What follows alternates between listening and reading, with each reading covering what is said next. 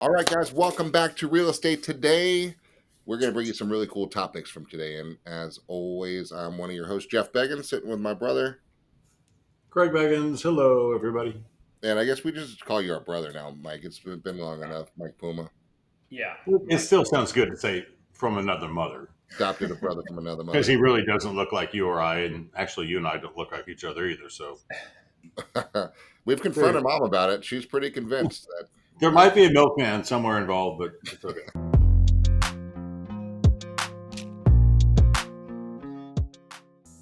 So, for those who haven't been joining us, we run a large brokerage down in Florida, several locations running pretty much the whole state. We're covering almost now, with several hundred agents, billions of sales, billions of dollars a year in sales, and 60,000 transactions. We and not bragging, but just letting you know we know what we're talking about in this industry, and we're just bringing you up to the moment information about what's happening, and from a mindset, motivation, skills, action, market based knowledge. So today we're going to talk about a few things. Number one, the issue of, I think it's a kind of a success paradox, a problem, definitions of success, and why people are, I think, kind of misunderstanding what success really is.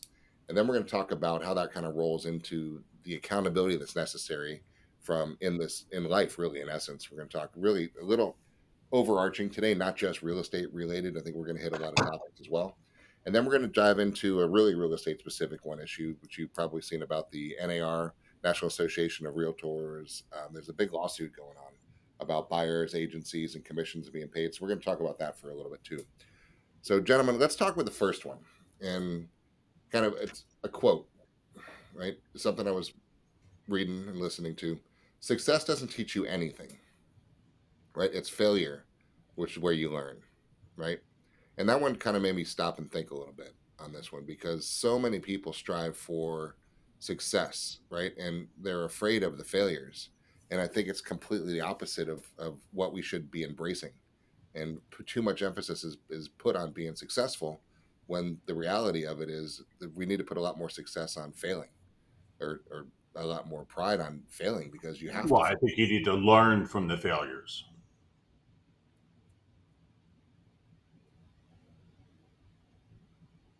Yeah.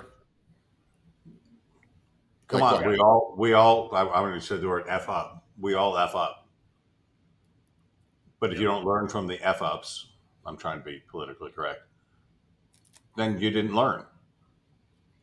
Well, I think it's not even just learning from them; it's learning how to fail. Right. I tell my kids all the time. It's one of the reasons I love youth sports, especially baseball, because you're going to fail way more than you're going to succeed. Right. I tell my kids all the time, baseball is a game of failure. Whoever fails less wins. Right. You are Ooh, go okay. if in baseball you hit one out of every three, you're a Hall of Famer, right? So the fact of the matter is, you are going to fail way more than you're going to have success. The ability to deal with that failure, learn from it, to Craig's point, forget about it, and move on to the next at bat is the key. But I love it because it teaches you that the only key and the only opportunity you have to succeed after you fail is to get back in the box and have another at bat. If you don't take another at bat, you're never going to win, right? There is no opportunity for success. So it's that constant reminder that you've got to go through the process. And when we translate that into the business world, if you just stop because you fail, you're done. It's over, right? Pack it up. So you Right. got to learn to deal with it. Well, you need to also Ooh. embrace the failure too, because I joke sometimes. You and I have Craig's. Your kids are a little older. We got younger ones, and the young ones fail. I was joking with Kai the other day. We were talking about Rami, my little girl. She's 3. Um, when she learned how to walk, right? She failed repeatedly, and it was measurable failures, right? I mean, she couldn't figure it out in the very beginning, and so, but what did she do? Mentally, she She figured got out, back up and she tried again. but and then she figured out balance, right? Somehow, because well, there's some force, indivisible force up here called gravity. I don't know about because I'm 3, but something keeps pulling my ass down. I got to figure out some foundation stability along the way so I don't keep falling on my butt, right? So you've got to figure out and learn from that whole process.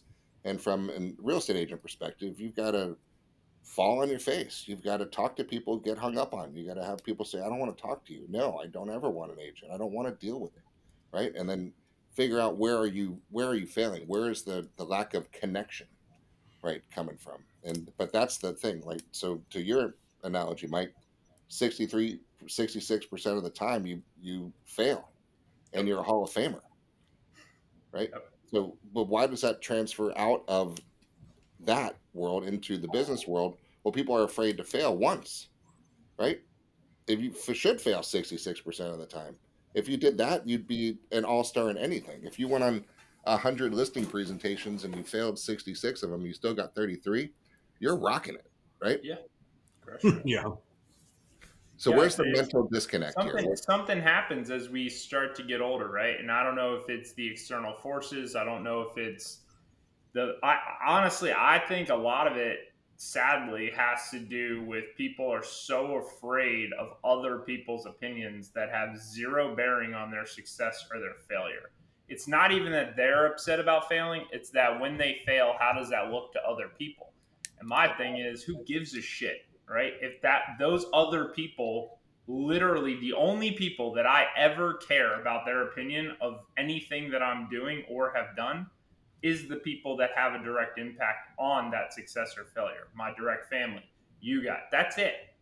It's a very small circle.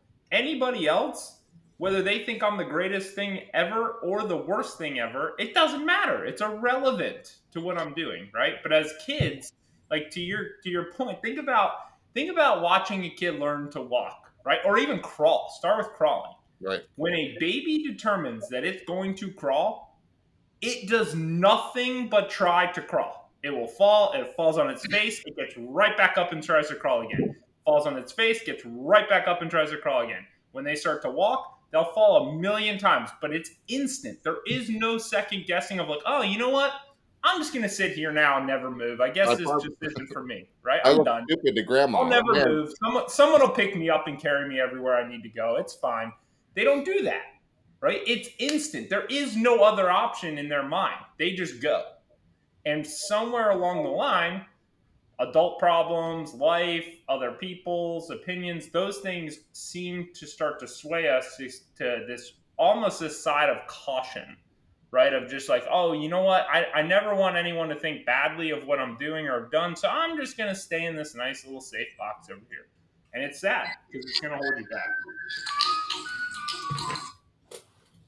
so that's Sorry, I was a telemarketer. so that's the success, right? That's the I think the big issue that we're having in I think the whole economy, not just the real estate business. I think there's way too many people self-conscious. Like to that example again, the baby falls and says, "Oh God, Grandma's probably embarrassed of me now. What is she gonna think? I just fell on my butt in front of her on the way in. I'm never gonna do that again." And what if somebody had a video camera out now? It's gonna go on the internet, and what are my friends gonna say when I go to kindergarten? Right? Doesn't even enter their world Nope. at all. So I think we have to really be cognizant about it and get thicker skin. I think is really it because honestly, people who you think care about you, they really don't, right? They really don't. I mean, No, you Jeff, have, I had 4 interviews yesterday with our managers, and my topic was the quote unquote zeros. What are we doing with the zeros? Which is the wrong focus to have, right? We should be focused on the production. What can we do to get you more? But we have all this cost going into these zeros, and they're they're the babies that are just falling on the floor, and they're not picking themselves up. So we kind of feel like we as managers have to pick them up and go, but some of them just want to sit there and say, let somebody carry me around." And that's my prediction for 2024. You're going to see 500,000 real estate agents leave the market, which is going to be the best thing that ever happened to the real estate market. But it's not just agents, right? I mean, this is literally everyday life. This is everyone that's listening at some point. We've all done it, right? We all hold ourselves back. We make a decision because it's the safer decision, right? We're afraid to take that other job. We're afraid to buy the slightly more expensive house. We're afraid to do those things, and we justify it and we try and lie to ourselves. And then even with business or anything we want to do, you hold yourself back because you're afraid of the failure. But the reality is you can't fail unless you're taking action. I'm okay with failing because I'm going to move fast and break stuff. And some stuff I do is going to work and some stuff I do is not going to work, but that's fine because ultimately all I care about is I want to put myself in a framework to have an opportunity to succeed. If I do nothing, there's zero chance of that. I want as many at bats as I possibly can get. And so I'm going to get up and I'm going to strike out. And then I'm going to get up again and I might strike out. And then I'm going to get up again. But if I do that enough times, statistically speaking, I'm going to get a hit.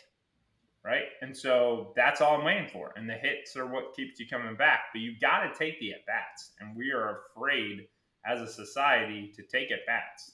Right. There's a lot of people sitting on the sidelines right now afraid to make a move, afraid to invest, afraid to do anything. They're just staying put. Well, I hope you like where you are then, because you're not going anywhere, right? That baby better like sitting on the carpet, because if it's afraid to crawl, it's not going anywhere else. Well, shit. I'm an analytical, right? Let's face it. How many at bats did you throw at me yesterday? A few. In 4 minutes. Here's the 4 at bats. Here, what am I going to do? And what did I do? I trust you. I trust you. I said, fucking go do it. And let's charter a plane because we're not going to fucking drive 10 hours in a car to go do what we need to do. How cool is that? Right. And that was what Matthew talked about on the thing the other day is, the fourth step was risk taking. We've got some amazing opportunities and some really cool things happening in a market that is going to be challenging for 2024. But what's going to happen in 2024? How many millions of homes are going to be sold? 4 to 5 million, somewhere in that range. 4 to 5 million. We only need a couple thousand. Yep. And we got 600 people to go get them. Let's just make it happen. It's a choice, right? That's all we're talking about is, let's just make it happen. And what steps do we have to take? And what steps do we have to do to empower the people that we have to go do that? It's a choice. Are you going to just sit there and wait and hope? Or are you going to just take action? I think it kind of leads us into the second topic we wanted to hit, though, which is ultimate accountability, right? I tell my youth baseball teams all the time that I want everything to be their fault, right? I want everything to be my fault. When it comes to business, if something doesn't work, I want it to be my fault. Because if it's my fault, I have the power to fix it. I love all that. the other shit I can't control, right? I cannot control the interest rates. I can't control the wars. I can't control if it's going to rain tomorrow. I have zero control over that. But all the stuff that I can control, I want that stuff to be on me because then I have the power to fix it. And I find that to be a powerful place to be. But a lot of people that I've done business with and talked, it scares the shit out of them because it removes all the excuses. Well, I didn't make that play because the sun was out and the wind was blowing and it's early and it's cold and all. No. All that goes out the window when you have ultimate accountability. And so accountability scares the shit out of people. But the reality is there's a lot of power in it. And if you can figure out to get to a place mentally where you want it to be all on you and realize that when it's all on you, you have full control to fix it and control the destiny of it, then you start to get to a different place. Well, accountability really is the scrutiny of failure, if you really break it down, right? Yeah. Because you said you were going to go do this. Did you do this? And now we all know the answer most of the time is no, but, right? So there's admission of failure number one. Yep. Okay, well, why? Well, because this happened. Okay, well, let's analyze the failure. What caused that to fail? What caused that to break down? And let's learn from that. And therefore, that's success because it's only success if you don't do it this week, right? So if you learn from what caused you to just take a step forward in your journey, that's success, right? But you have to fail. You were going to talk to 50 people a day, you talk to 7, right? Is it you suck or good job? It's a combination of both, right? There's success and then there's failure. So maybe you failed to have a realistic expectation of yourself with your schedule. Okay, well, now let's analyze our schedule. Let's get more realistic. You don't have time for 50 contacts, or you're not willing to make time for 50, but are you willing to make time for 15? Right? So let's work there. That's the analysis and the accountability that you're talking about. Is you've got to have that. You've got to have that, or else who's going to call you out on your failures, and celebrate the failures, because you've got to figure out if you're talking to certain people in a certain way and it's not effective. I would hope somebody would say, we need to pivot your approach. Right? Let's record what you're saying. Let me hear how you're talking with them. Are you connecting? Right? Where is your connections? You're not. Let me replay that tape back, that recording back, and let's listen to what you just actually said. Right? And here's where you could have said that differently. That goes into coaching / accountability, right? But it has to be the analysis of failure. But I think we as a country, as a world, in essence, right now, don't embrace the failures the way that we should, because they're successes, because you're learning what didn't work, which is getting you closer to that combination of actually what does work, right? So I think that's goes back to it, accountability and celebrating failures and Well, I think recognizing failures of a what they lot of are. people only want accountability when it's convenient, right? When things go well, then I want to take responsibility for that, right? Oh yeah, well I got that listing because I did this. I was able to get this because I did this. But when you didn't get it, all of a sudden the excuses start coming out. And that's where I want to get everyone to a place where that is not the case. It's your fault, good, bad, or indifferent, right? Full accountability, not just when it's convenient, at all times. Good, bad, ugly, doesn't matter. Right. Well, let's look at that. Good, bad, ugly, it doesn't matter. I had lunch yesterday with our corporate representative from Central 21, and admittedly wrong, the focus was on the quote unquote zeros, those who've done nothing. And really, we shouldn't be focusing on those who've done nothing. We should be focusing on those who have done something and encouraging them to do more. But there's still a part of me that says, I interviewed you. You told me you wanted to be good, but you've done nothing. And you've done nothing for 1, 2, 3, 4, 5, 6, 7, 8, 9 months, right? What is it that's going to spark you to do something, right? And that's for all of you watching right now. What is it? What's the goal? What's the challenge? What's the opportunity? What's the opportunity that is going to spark you?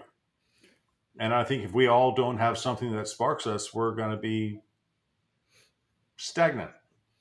We went deep on something similar with the meeting here yesterday on the Gulf Beach offices where I was. We were saying there's a breakdown of one of 4 things. I think we mentioned them before. It's either your mindset's off, your motivation is lacking, right? Your skills are not on point, or you're not taking enough action, right? It's mindset, motivation, skills, or action. Those 4 full bullet points.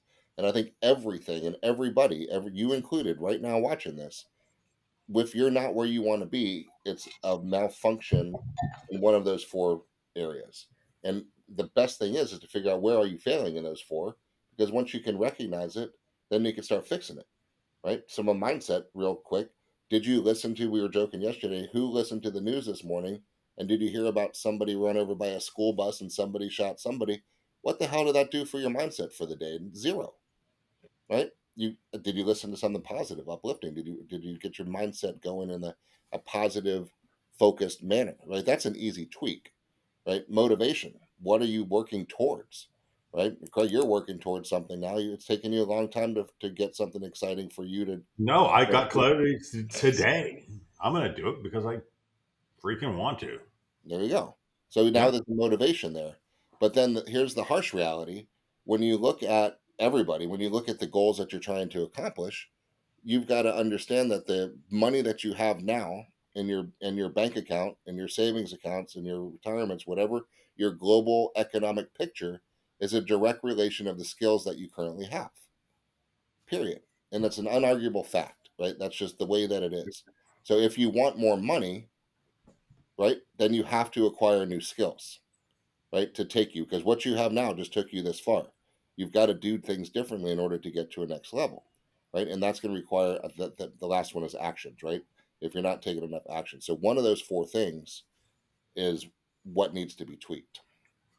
Well, it's self awareness too, right? It's understanding that there are certain things that are going to motivate you naturally, and there are certain times where you need somebody else to help you, right? It's understanding how you and your head and your brain works, right? There are people that need a personal trainer, otherwise, they're not going to go to the gym, right?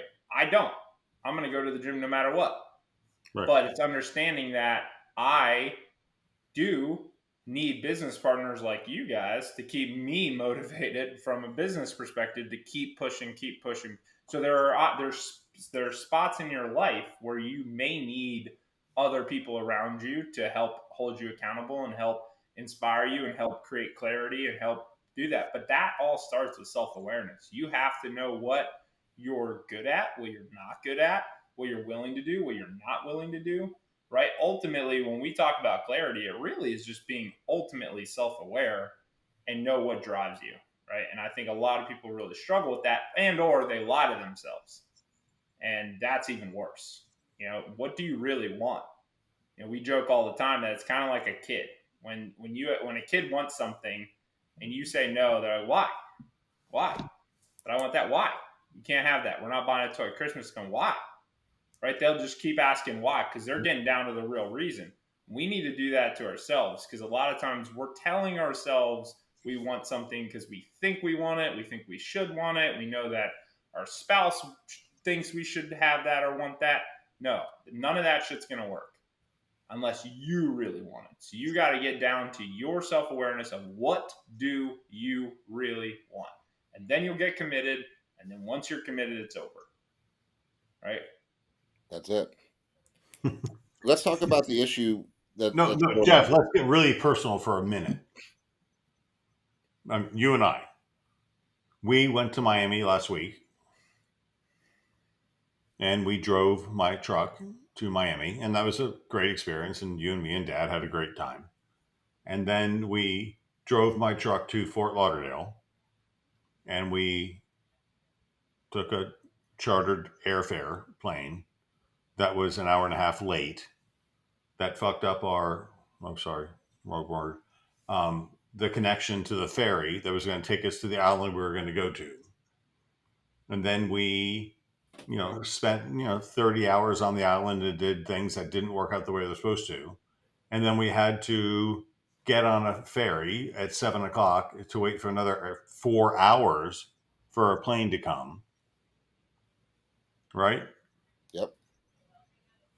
And, for an extra couple $100, we could have chartered a plane. Right. And then you sent me a message yesterday and said, hey, Mike and I have to go to Miami and we're going to either spend $500 or we're going to spend $1,000 or $2,000, whatever. Mm-hmm. And we're going to waste 10 hours in a car or we're going to do this. Mm-hmm. Right. It's easy to say, no, just be normal, pay the $200 or whatever it is to fly to here to there and then connect and then do all this other stuff. But how much more productive will you guys be to spend Oh yeah. $2,000 to charter a plane Oh to yeah. say, pick me up at 9:15 Yep. and then pick me up at 5:15 Yep. and get home in an hour? Yep. Yeah. What a liberation. If you're a real estate agent, I had this conversation with 3 people yesterday. I said, sell one more house. That's it. Sell one more house. Nothing matters. Just do it. We just have all these constraints and these public responsibilities and these other things. It's just not right. So, what did I text you last night? I think my 2 words were, I'm in. Do Let's it. do it. Let's do it. Yeah. Let's do it. Go. It's easy to justify anything too, right? But you just got to get committed to it and do it. Let's talk about the NAR, National Association's lawsuit, because Oh, it's a misleading issue. It's a confusing issue. It's a potentially huge issue, or it's a potentially non-issue, but it's an issue. And there's a lot of big players involved in it. There's settlements and non-settlements, and there's newspaper spins in every aspect, every angle and direction. So let's talk about that. Once you set the stage, tell us what it's about, Greg. well, let me set the stage. So I have a dog. I love my dog. I mean, she's like my rock. She's super cool. If I lost my dog, what would I do? Find her. I'd probably put flyers all over the neighborhood on the telephone poles, and I might even post a reward, right? And depending on how much I liked my dog, the reward would be $500 or $1,000 or $5,000. So, based on the reward that I put on the rescue of my dog, would encourage the number of people that were going to look for my dog. If I put a $5,000 bounty on to find my dog, how many people would look for my dog? More than for nothing. More than if I put a $500 reward, right? So this is where this whole lawsuit has a problem, because all we're doing is looking for a reward to find a buyer for the house that I'm selling. And we're using that reward, which is a commission, to inspire a real estate agent to find a buyer for my house. So it's almost like, oh, how bad do you want a buyer? You want to pay 1%, 2%, 3%? I told you guys this, and this has been in numerous. If I put my house on the market, I'm putting a 4% commission on my buyer agent, because I want every agent in the world looking for a buyer for my house, because I love my dog and I want her back. I will love my house and I want the best buyer I can have. Let's back it up even though one more step, right? Because we have some people I watching. can't wait to hear your perspective, because I just heard this yesterday. I really liked it. So go. Well, let's just back it up real quick and give a brief explanation for those that are not in the industry, because I have not seen as much talk about this if you're not in the real estate industry, right? So if you're just a consumer right now, the way it's always kind of worked, and I'm sure if you've ever purchased a home or sold a home, you're well aware that in most states in the country, when you go to sell a home as the seller, you are setting a commission compensation for both your agent as well as any agent that brings a buyer to your home, right? Well, now there is a major lawsuit that is getting settled by almost every major brand that is essentially saying, as a seller, I no longer have to offer any compensation to the buy side if I don't want to. And the only way a buyer's agent gets compensated is by the buyer themselves if they work it out, right? Now the reality is, if you think about it, the It's that almost like kidnapping. Hey, that Craig, I commission found though your has always dog. been, yeah, Do you want some money? the commission's always been built in, right? I mean, if we're being honest, and the commission's been built into the price. Every time you go to sell a house, you're considering, what is my total cost of closing this property? What am I trying to net at the end of it? It's always kind of factored in to it, anyways. But this lawsuit is going to essentially say, hey, in the MLS, you don't have to offer any compensation. So the impact of this could be crucial. No, let me For rephrase that. You don't need to put a reward on finding your dog. Sure, you don't have to offer any form of Nobody's compensation going to go look for in your dog, by the order way, to but get yeah, you don't have to offer anything.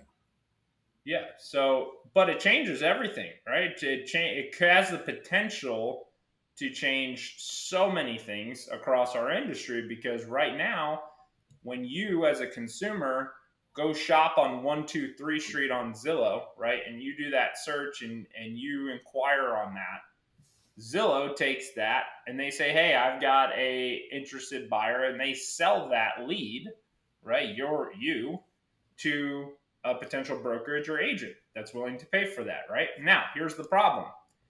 If I'm the potential agent or broker that normally is used to buying that lead, well, now you may not have any value to me from a compensation perspective, because unless I can sell my value to you and get you to pay it, if 123 Street that you end up buying doesn't offer any compensation to me from the seller, now that lead has zero value to me. I'm not going to spend money buying it, right?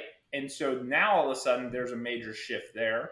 There's also a major shift in if I'm selling my house and there's significantly less buyers agents looking in the MLS for those properties because they're not representing buyers that they may not get paid on. That changes the whole course of the industry, because now as a seller's agent, I've got to get extremely good at going direct to consumer, right? I've got to get super good at bringing your property right to the buyer, right to the potential buyer. I can't rely on the MLS and buyer's agents, because there may be significantly less buyer's agents in the marketplace, knowing that they may or may not make any money on a transaction, right? So it changes the foundation of kind of the industry if it continues to go the way that it looks like it could go. Now, it could pivot, it could go a million different ways. There's a couple brands trying to stand up against the lawsuit and push back on it.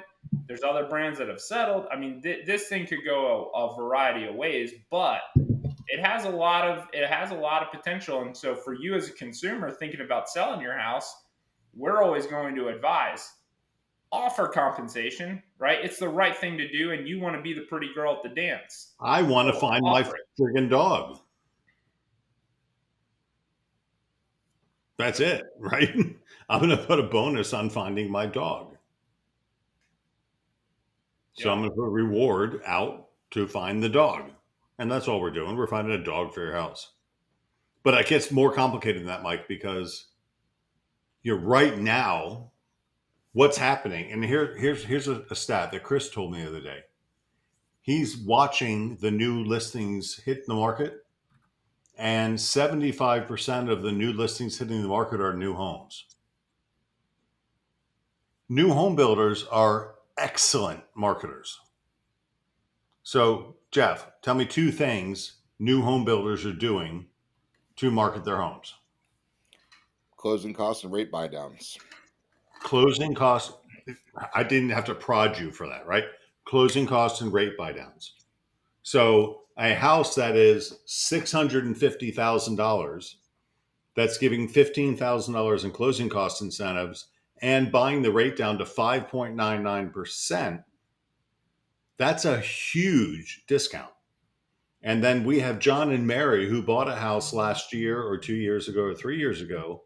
And they're saying, well, XYZ builders sold this house for $650,000. They didn't really sell the house for $650,000 because they gave $15,000 in closing cost incentives and they gave another $15,000 in rate buy downs. So the 650 house is now 620. And the home seller, sorry guys, is saying, well, their house sold for 650. No, their house didn't sell for 650. It sold for 620. And it's new and it smells good and there's never been a burnt chicken breast in the oven. Your house is used, it's old, it's not the same as a new home. So your 650, which is really 620, is really 610 because you burnt chicken breast in the oven. Right? It's a different world. And sometimes the agents haven't seen that. And we just did it. We just did it. We had a community where everybody bought their houses in the threes and they put them up in the sixes. And now they're down to the low sixes. And we just took one seller and put them down to the 515. And that's how that I'll bet you right now that house is going to sell. And it's going to set the comp for the rest of those houses. And they're still going to make $120,000. It's a good deal. But the rest of the place, we went to a 9-month supply of homes. Not right. Well, we're back to a market where it's no longer pricing, it's positioning, right? You have got to position yourself against all of your competition, and that includes new construction. But I mean, that's what the content we put out today for our agents was all about, right? Was if you're a consumer right now and you go to your lender and the lender says it's 7.5% is your interest rate, are you super excited about that? Nope. Most people probably not. But if you could buy right now at 5.5%, would you? A lot of people would. Well, guess what? You can. There's a lot of incentives out there, even on used homes, right? Older homes. There's a lot of incentives right now. There's a lot of sellers will say, "Yeah, I'll buy your rate down." I have a listing right now. They'll buy your rate down. They'll buy it down. They're going to buy it down to about 5.5, 6%, right? So that's better than 7.5%. I know Jeff has new construction projects. They're probably willing to buy the rate down. Like there's a lot of opportunities out there right now to go buy a property at 5.5 to 5.99%. You could do it all day, right? But you gotta be exploring, and you gotta have someone representing you that understands that and has your best interests and goes out and finds you those properties. So there's a lot of opportunities still, but I think again it comes back to where we all started. People hold themselves back out of fear and justification and all these excuses versus just understanding what you really want and taking the risk and going after it. No, and I think we need to say that in the event that interest rates do come down, how many people are going to come out of the woodwork and go buy? And that's going to create demand. And that demand is going to create the lack of ability to negotiate like we have now. Sure. I mean, we had Not builders only at our sales meeting yesterday saying 5.99%, and we're giving $15,000 in design credits. When that changes, there ain't no 5.99%, and there ain't no design credits, right? if you're strictly waiting for rates to come down, my point right now is you do not need to wait. You can go buy a house at lower rates right now. There are homes available in your market that you can get a lower rate on. I promise you that. And It you need really a good will. agent to negotiate that for you, Yep. right? Which is what we're doing with our agents. We're educating them right now, and the public's coming in saying, "Look, hey, we're going to buy down your rate. We're going to give you incentives. We're going to give you this, this, this, this." What an opportunity! It's a small opportunity. It's a window is It's relatively short yes, on this one. it's going to be because we're in fourth quarter of 2023. Okay, Jeff, you and I looked at this at sales meeting last week or this week. Is there a cyclical curve? Yes. Yes. And the right now is like the downtime, except for what's really cool is we're in Florida. I walked my dog this morning. It was 65 degrees and the sky was clear. And it was beautiful. And I could see the Big Dipper and the Little Dipper and all this other shit because there was no clouds and the sky was beautiful. It's going to be 85 today. What's it like in Rhode Island? Cooler. It's not nice. It's cloudy. What's it like in Michigan? What's it like in anywhere else in the friggin' US or the world? They're not enjoying what we're enjoying. We are just in the right place at the right time, and pinch me. I'm excited.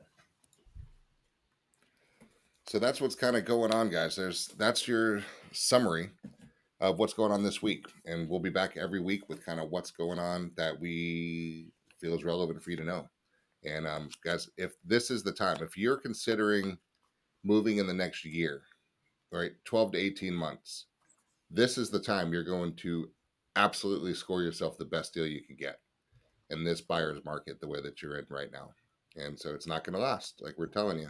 And so take advantage of it and talk to your friends who are thinking about it. If you're able to buy out of your lease early, this is the time to do that.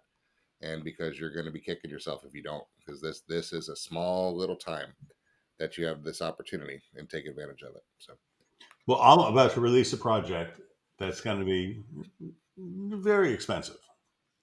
I mean, we're talking $2, $3, $4 million each. But the people that live nearby all have millions of dollars of equity in their house. Think of that.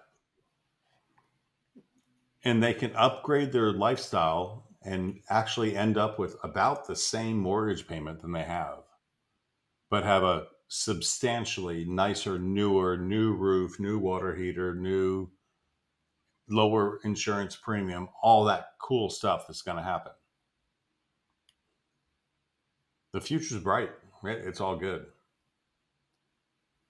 All we have to do is communicate the message, and thank God, thank goodness, we have the opportunity to share that word. So follow Jeff, follow Mike, follow me, my daughter Samantha, and see what we say.